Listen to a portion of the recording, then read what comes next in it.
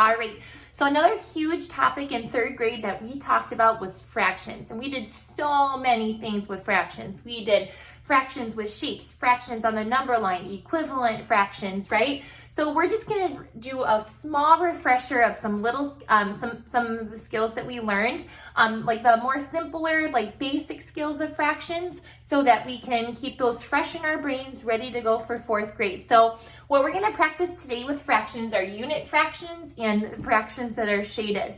So we know that when we're doing fractions, it means that the pieces are equal. They are equal sized pieces. And then the top number, our numerator, is how many pieces we have, or how many are shaded, how many are unshaded. So the the numerator is the part, okay? And then the denominator we know is our whole. So that's how many are all together in our denominator, or how many are in the whole shape for today. So today we have this shape right here. We need the unit fraction and the fraction that is shaded. I want you to try and remember what unit fraction means. It's very specific. All right, our unit fraction always wants to know what is one piece, right? So first we want to find our denominator, which is our total number of equal-sized pieces. So total, doesn't matter shaded, doesn't matter unshaded. It wants our total.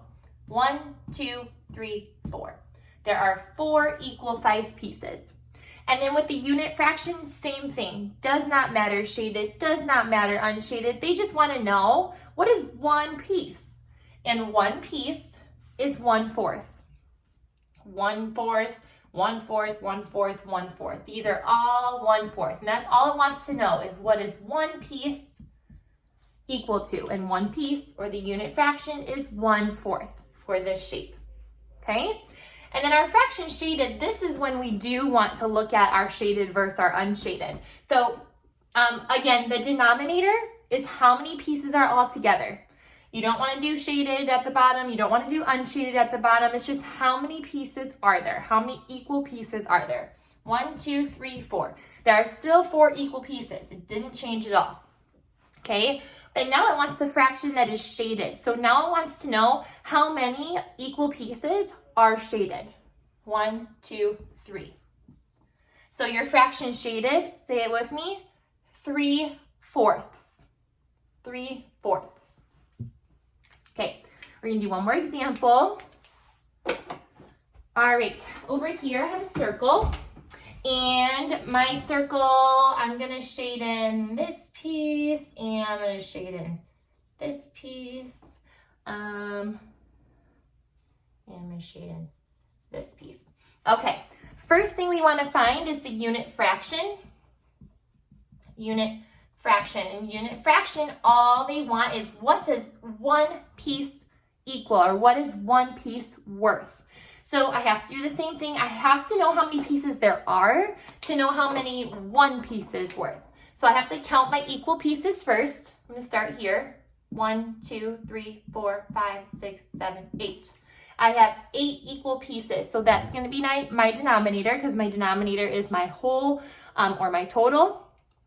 And then the unit fraction, doesn't matter shaded, doesn't matter unshaded. They just wanna know what is one piece. And one piece is 1/8. All of these pieces are worth 1/8, or equal 1/8 of the total piece. Okay, next thing that we're gonna find, the last thing we're gonna find, is our shaded fractions.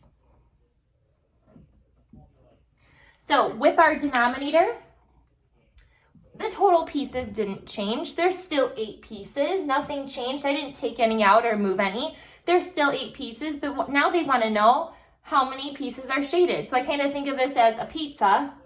How many pieces were eaten? Those would be the shaded ones. So I have 1, 2, 3 that are shaded. So my shaded fraction is 3/8. Go ahead and say that. 3/8. Okay, so the big takeaways is just remembering the numerator, denominators, and remembering what unit fraction is. And unit fraction always wants to know what is one piece. There's always going to be a 1 in the numerator with the unit fraction.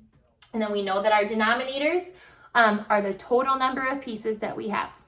Okay, on the next page, on the next slide, you guys have two shapes, and I want you to find the unit fraction for the shape and then the shaded fraction for the shape.